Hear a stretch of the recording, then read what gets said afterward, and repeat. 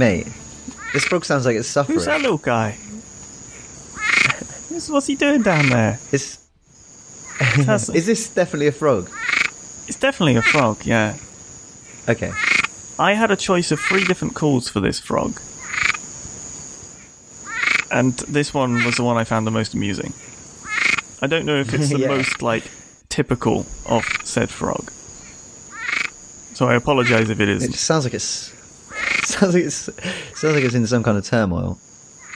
Right, I mean, I've got absolutely no frame of reference. Well, I've had a few frog calls. I've got a bit of a frame of reference, but I have no idea what this thing is. I'm also losing track of which frogs we've used or not over the episodes. Yeah. I went for one that was thematically appropriate. Okay, so it's from Florida. I'm not saying anything, but I went one that's thematically appropriate, and if we have done this one before, I apologise. Okay. I've got, let's just go grey tree frog. You're half right. It's a tree frog. It's a tree frog. Okay. But not the grey tree frog. Put me out of my misery. It's not the Cuban tree frog. It is the Cuban tree frog. Yeah. Whoa, I think we have had this frog. Oh man, I was pretty close. Right? Damn. Maybe I'm getting better at frog calls than I thought. Yeah. I'm pretty pleased. I mean, I'll take that as a sort of, I'm not giving myself a point, but I think in terms of sort of frog-based street cred, definitely. It's definitely a big one. Yeah. Decent. Okay. Yeah. So this is actually another invasive species in Florida then? Yes. That seems to be the consensus as far as I've gathered. Yeah, it I don't know, I wasn't finding anything that I mean, it didn't look into it that hard, but it certainly seems like the consensus on AmphibiaWeb is that it's introduced to Florida and various islands and really originates from the Bahamas and the Cayman Islands and, unsurprisingly, Cuba. Cool. Yeah, man. Well, we were obviously very topical because we're going to be talking about invasive species in Florida, right, as we seemingly quite often do. But yeah, nice choice. I like Cuban tree frogs. I think they're cool. They are cool. Is this different than the coqui frog? Or is it the same thing? I don't know. Yeah, it is. Yeah. As in different, or it is the same thing? Yeah, it's different. Okay. Yeah. Different, completely different. That's from Puerto Rico. Ah. Anyway. All right, well, let's go over, shall we? Let's start talking about our paper for this week.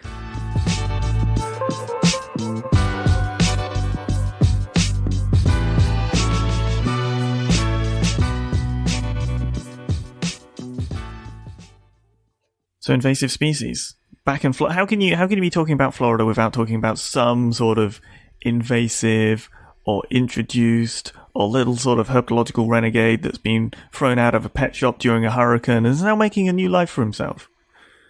Exactly, yeah. This is a paper by Durso and Rivero. This year, 2023, black spiny-tailed iguana, use of gopher tortoise burrows in Buckingham, Florida, published in Florida Field Naturalist. So yeah, you're right. Florida, at this point, it's basically just Jurassic Park, isn't it? Absurd number of invasive species. Would you like to list some?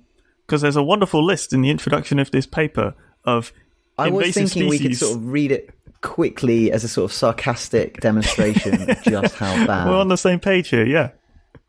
Yeah, shall I just blast through it?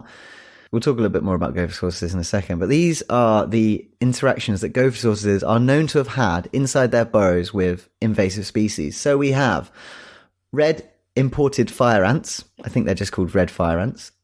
Longhorn crazy ants, little fire ants, Emery's sneaking ants, greenhouse frogs, domestic cats, 9-banded armadillos, red-footed tortoises, Burmese pythons, Argentine black and white tegus, brown anoles, brown basilisks, northern curly-tailed lizards, green iguanas, black spiny-tailed iguanas.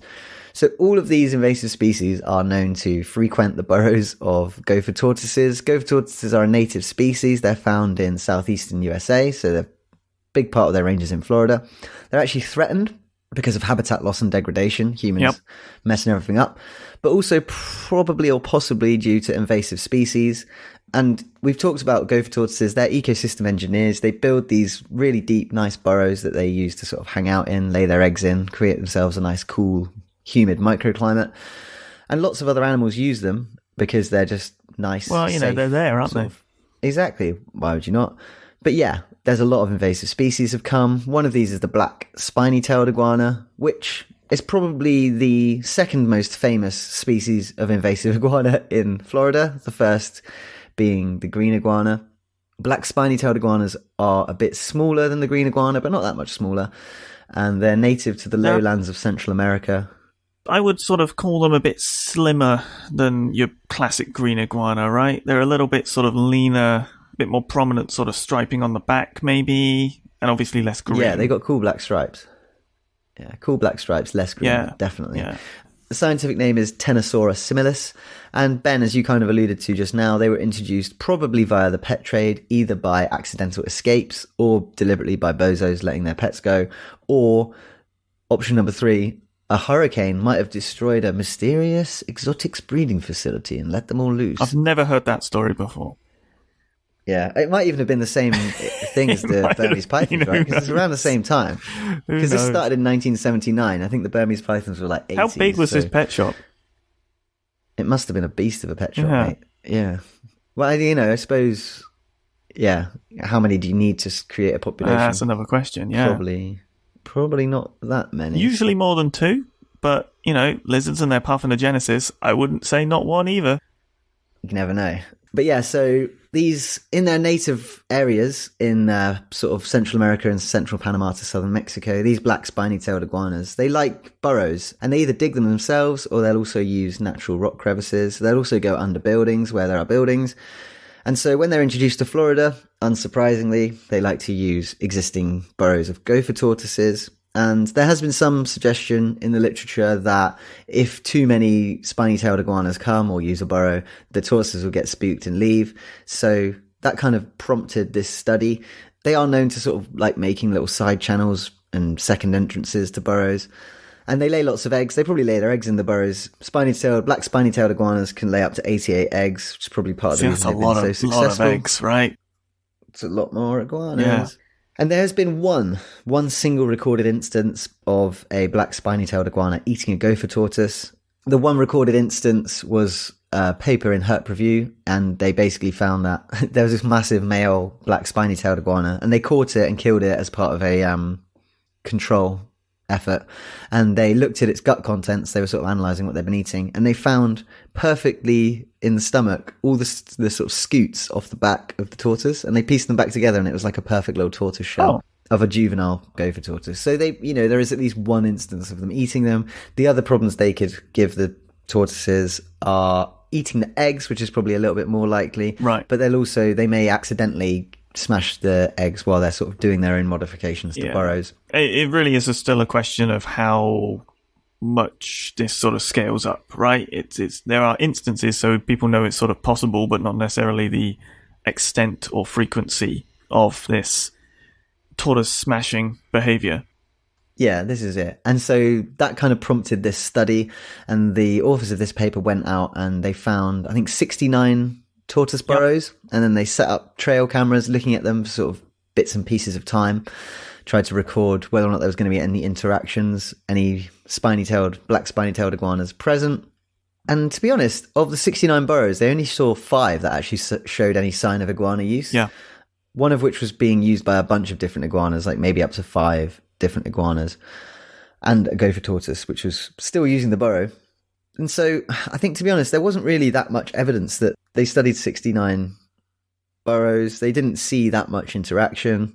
And so, yeah, they didn't see any direct evidence of kind of agonistic interactions where the tortoises and the iguanas were fighting or anything like that, or any sort of direct displacement of tortoises from their burrows in this study. And so I think there's kind of 2 ways to look at this, really. You can either think of it as, oh, okay, well then maybe it's all right. Maybe they're not actually bothering them that much. Mm-hmm. Or it could just be that maybe it's, if they're going to bother the tortoise and shoo them out of the burrow, maybe it happens quite quickly and they're not likely to catch it on film. That's a possibility. They were sort of time-lapsing every minute. And it is possible that sort of behaviours were missed between that minute if they were very short and sharp. Yeah, or even maybe just like, if the burrow is actively being used, the chances are that the tortoise is still, I don't know. Yeah, I just wonder, maybe there's other burrows around where they didn't find a tortoise. They do admit using. Maybe the sort of sampling that was done could have missed burrows in sort of denser, less easily accessible areas. But then also there's this sort of like, there's no reason to assume that the iguanas are preferentially using those areas anyway. So yeah, it's still a little bit sort of, maybe something's missed, but nothing jumping out as being definitely missed, if you get me. Yeah, it sort of tentatively seems like the tortoises don't really care about the iguanas. And I mean, you've got all these other animals badgering the tortoises, coming down their holes and sort of sitting in them you've got spending snakes, time in birds, humans, fox squirrels, armadillos, raccoons, coyotes, hogs, and other iguanas, right? Humans? That's on the little plot. Who in their right mind is slithering their way down a gopher tortoise burrow? Well, it's cozy down there. Oh, I'm so hot, I want to cool down. I don't think it was suggesting that humans were slithering their way down into the burrows, more that they were seen on the trail camera photos. Oh, okay. So they were in the vicinity. In the vicinity, yes. It's not a humans using gopher tortoise burrows as shelter. I mean, it would be quite tricky. The biggest one they found in terms of width was, I think, 50-ish centimeters. No, 40 centimeters width. So that would be a 50 centimeter tortoise. Maybe. Because as we now know, they turn around in the hole. They do turn around, yes. But I suppose it depends on their sort of length to width ratio, doesn't it? Yeah, the hole tends to be about the same width as the tortoise is long, so the tortoise can do a little spin around. Right. Because you remember the first time we were talking about yes, and we thought they could get stuck face down in the... I thought they had to reverse it in so that they could get back out, which is obviously so absurd, because if you're using a hole as a sort of retreat from predators, you don't have to reverse in. Yeah. It's the most impractical thing. Like, tortoise has got to do a 3-point turn to escape being eaten. But yeah, so... Humans would be tricky. The likelihood is you could stick your head in one. I think the tortoise is likely pretty tolerant of these spiny-tailed iguanas. One thing I would think would be quite a good study to do would be to sort of pen off a big area, nice sandy area, quite dry but not too dry, perfect burrow sand, yes. And then put a bunch of tortoises in there, a bunch of spiny-tailed iguanas in there, and just do like a little common garden experiment and see, okay, will they actually bother them? I think a little bit of that would be interesting. You're rightly confirmed, because that's one thing they did find, is that these gopher tortoises prefer the open canopy areas for where their burrows are. But I think the real bit that they highlight in the discussion that gets me thinking is this sort of density dependent aspect of it, where, okay, a few iguanas bumming around, that's not too much of a problem, and maybe the iguanas actually have a preferential shelter, which is human habitation and those sorts of anthropogenic structures that they can freely use. But as you start adding a few more iguanas, maybe those anthropogenic areas and the sort of hidden cubbies in buildings start getting filled up. And where do those next iguanas go? And then you start getting a little, there's a few more in some tortoise burrows and a few more, and then maybe the tortoises get fed up and move on. And I do wonder whether what we're seeing with this study and this sort of data is early stage, low density iguana sort of impact, which could sort of change quite dramatically if you were to ratchet up the number of iguanas roaming around causing trouble. There is often that lag, isn't there, between a species sort of establishing and then becoming a ruinous invasive. They've just got to get the numbers up in some cases. Possibly. So yeah, long term, maybe it'll be worse. But the optimistic sort of angle on it is that these tortoises do already share burrows with other species and make do. So, maybe they're relatively robust to this sort of interloper sort of behavior that the iguanas may exhibit at higher density. I don't know. I'll be interested to know if there's much like overlap in the diet as well, because I feel like these are animals which could be eating quite similar things. Yes. The only sort of bit that they highlighted that at the end of the discussion, that they might be competitive for similar foliage. But simultaneously, we've got this wonderful, not wonderful in fact, in the sense of good, but wonderful in the sense of like intriguing and how these things sort of synergize and make things worse, that the iguanas might act as a disperser, a seed disperser for this non-native Brazilian pepper, which in turn can increase canopy cover and therefore make fewer places for the tortoises to build their burrows if they're preferring this open canopy, non-shaded sort of areas. Yeah, it's one of these weird synergies that would be fascinating to see. It's bad news for the tortoises, obviously, but it would be... I don't know. I find those sorts of processes really interesting, where it's almost... When you talk about those sorts of things, you always think of humanity changing its environment to suit its purposes in various ways, but this might be an iguana coming in and sort of changing its environment to suit its purposes. Maybe not deliberately. I'm not going to give them, carte blanche credit for it, but it would be kind of cool to see these two things sort of working together. even if it's for a bad sort of end result. This is the thing. I mean, when you introduce an invasive species to a new area, it's, you know, a lot of the times when you see papers about it, you're looking at interactions between two species. Right. So in this case, we've got a spiny-tailed iguana and we've got a tortoise. Yep. It's okay, well, how are these things interacting now that they've been introduced? But the reality is that they live in this really complex community of hundreds of species interacting together.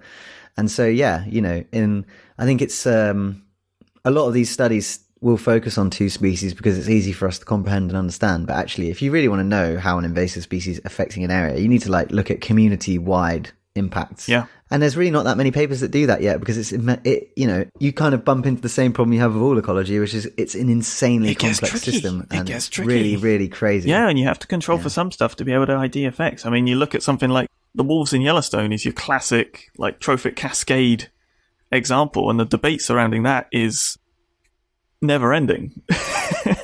But a lot of that comes from just the complexity of it.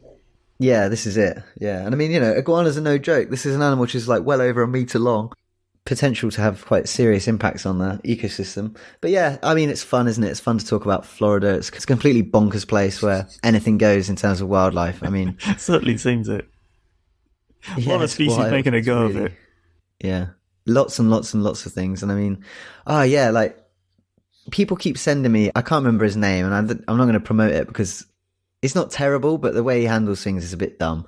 But yeah, there's this guy on like TikTok and Instagram who just goes out and finds invasive species in Florida. And mate, it's crazy. Like, it's literally just insane. Like, this guy's obviously a pretty good herper. He can find stuff. And like, you know, he'll just go out and it's like, oh, tokay gecko. Oh, Argentine tegu. Oh, look, Burmese python. They're just chameleons. They're just all over the place, everywhere, and seemingly in quite high abundance. So yeah, this ecosystem of complete and utter carnage is going to be really, really interesting to keep studying. The counterpoint is, though, he's not going to put up videos of like, I didn't find anything. Oh yeah. I mean, like, even if he spent hours trying to find them, it's still just insane that they're like there at all. Is the insanity? These are all just like, yeah, you know, you got here's a species from South America, here's a species from Southeast Asia. It's just like all living. Here's a species from North Africa. They're all just living harmoniously in the canopies of Florida. Big quotations around harmoniously. Big quotations. Yeah, I think it's fascinating though. Yeah, terrible. Don't let your pets go, but you know, plenty of people already have, so might as well enjoy the intriguing stories that come out of it while we can. Exactly. Yeah. So have you got anything else about black spiny-tailed iguanas? I don't believe I do. I don't know, I just really enjoyed it for a chance to talk about gopher tortoises being these ecosystem engineers that apparently a bunch of other animals massively benefit from, be them native or not, which I don't know, I kind of love that.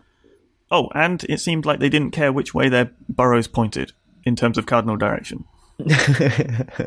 Case closed. Yeah. Well, I mean, they do say in the discussion maybe there's something going on there, but you need a bigger sample to really be confident.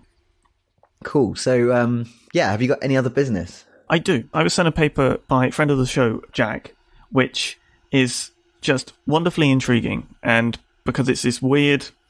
I don't know why I find it intriguing. I suppose it's intriguing because I wouldn't expect geckos to eat or have a discernible impact on bird life.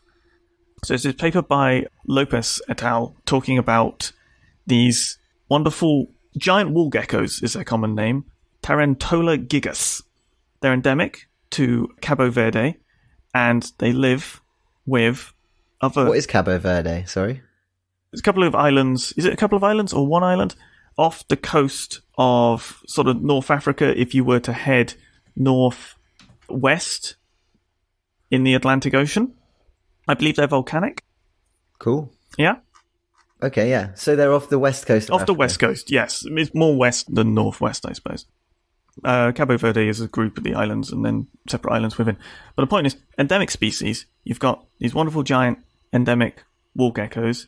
You've got these endemic bird species set, seabirds and also passerines, like the Rasso lark.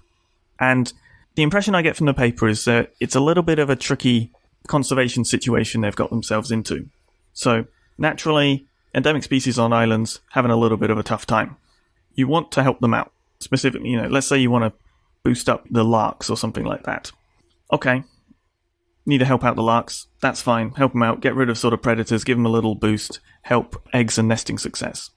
But what happens when the thing that's eating your larks and loves eating your larks, seemingly, is also an endemic that you're also trying to protect, which is this giant wool gecko. So basically, it's a little diet. They have to be killed. Mm-hmm. Absolutely not. You just need more of everything. So it's basically a dietary study trying to work out what these geckos eat. And number one, there's a whole bunch of fish. So that was immediately weird to me. It's this land-dwelling wool gecko eating fish, or having fish in its diet. But apparently it's because it's eating the sort of remnants and remains and sort of excrement of these seabirds and things. What a life. Right? They just seem like the ultimate just island scavenger, little sort of chubby wool just gecko. eating turds. Like, eating the eggs and young of these passerine birds, these sort of larks and sparrows, but then sort of cruising around the seabirds and eating whatever remains of fish and sort of bird poop they can get a hold of. So their whole diet is this mishmash of, like, seabirds, fish, and, like, land-dwelling birds. And basically there's a little bit of conservation success. They seem to be making a bit of a comeback with things. The trick is that the larks are making a bit of a comeback on one of the islands, and they're planning on reintroducing the geckos alongside that. But the fear is, because the geckos have this relationship with the larks in terms of, like, just requiring eating their eggs for, or eating them and having an impact on them for about 25% of their diet is what it's looking at. There's this fear this other endemic is going to compete with the endemic that they're trying to protect, predominantly the lark. There's a little bit of caution of, well, do we need to let the larks get a bit more established before we let the geckos in and reintroduce them? Or is it just a bad idea entirely and we should just focus on protecting the geckos somewhere else? Or, yeah. Wow. It's a really intriguing sort of setup, because you're trying to protect these two species, multiple species all simultaneously, but they have this not particular... I mean, they're dependent on each other in some regards, but more so the gecko's dependent on the larks in a negative kind of way. And the lark population seems to be dependent on, like, rainfall and climatic stuff that varies year to year. You've got to be cautious with adding another pressure to an already, like, fluctuating low population species. And it's... That's... Oh, sounds really difficult.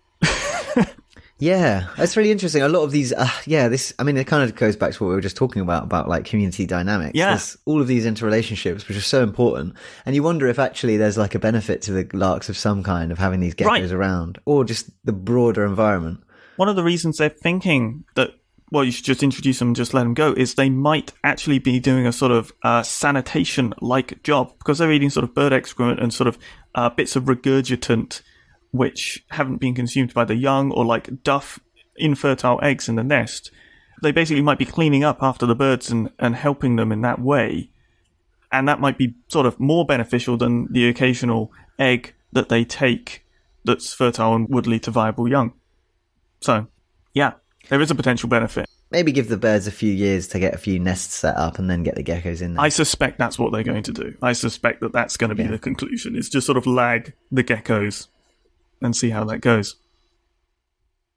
Well, it's cool, really cool case study though. And I think it's probably quite indicative of the decisions that people are going to have to be making. Conservationists are going to have to choose what to put back and where. And yeah, I don't know though. It just is like on a basic fundamental level, I just feel like the number one thing we should be trying to sort of conserve or replicate is the complexity of food webs. I feel like to some extent, I kind of lean towards the side of the actual individual species is less important than the role it's playing. So like just having complex things is probably, having more interactions is probably broadly better than less. It gives you a bit more sort of redundancy. It should. Yeah, I think there's definitely an argument for that. Definitely. I think with this one, you almost have to focus on the species because there are no sort of alternatives, right? You've got this very limited endemic sort of setup. So it has to be this wool gecko, and it's more about how you get back to that complex food web rather than focusing on one species over another. Because, I mean, at the end of the day, if you didn't have the larks, you're not going to have the geckos. So you need both of them to exist for that complexity to exist, right? Yeah, it would just be a shame for the birds to win automatically because they're birds. Well, this is the thing. The impression of the paper is I feel like it's not sort of poo-pooing the idea of getting the geckos over there, more just making sure there's enough of a buffer that when they arrive and maybe there's a bad year with rain, the geckos aren't going to swoop in and eat all the eggs and just sort of push them over the edge. Sure. Because that would be bad for the geckos next year anyway. So I think that's more it, is the understanding and making sure it's done right. So the complexities of Cabo Verde. Yeah, off the coast of, well, a long way, 300 kilometers off the coast of Senegal. Well, just this weirdness of fish being in a gecko's diet is just something that feels weird to me. I don't know why. It just feels weird. Yeah, I would wager there aren't many geckos that end up with fish in their diet, even if it is right after having been through the body of a bird. Yeah. Well, I wonder what their favourite is. I wonder if they prefer sick or poo. I don't know. I don't think they can make a distinction through their methods. And all the fish species that are highlighted all about 2% of their diet. Yeah, because birds, they do that. What's it called? The regurgitant that they give the babies. I don't know its proper name. I thought you'd know that. No. But yeah, I imagine it seems disgusting, but if it's good enough nutrition for a baby bird, it's probably great for a gecko. Pretty good. Yeah. Yeah. Power them up for a week. We like yolk, don't we? Yeah. Anyway, that's it. So that's cool. So have you got any other business beyond that? Nope. That was fun little gecko story. Okay, cool. Well, I haven't either. So, if anyone wants to get in touch with us, you can. herphighlights@gmail.com. Shout out to the Patreons, amazing people who support the podcast. If you'd like to do the same, you can. patreon.com/herphighlights. Christmas is coming up, so if you want to get some Herp Highlights merch for your favourite Herp Highlights listener, you can at redbubble.com/herphighlights. Beyond that, we're on social media, and I think all that remains to be said is thank you for listening. Yeah, thanks for listening.